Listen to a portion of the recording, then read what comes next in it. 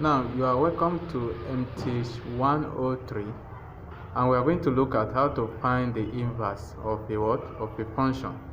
And the function given to us is f of s, and f of s is equals to 2.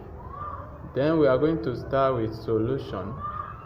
The first thing we are going to do is let this f of x equals to y. Then we are going to say y is equals to 2x. Then the next step is for us to make this x the subject of the formula. Now for us to make x the subject of the formula, then we are going to divide both sides by 2. Then we now have y is equals to 2x. We divide both sides by 2 by 2. Then our x will be equals to y all over 2.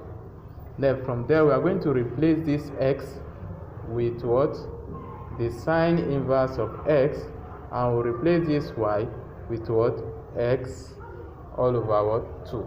So the inverse of 2s is s all over 2, and we can also write it as the inverse of x is equals to 1 all over 2 x.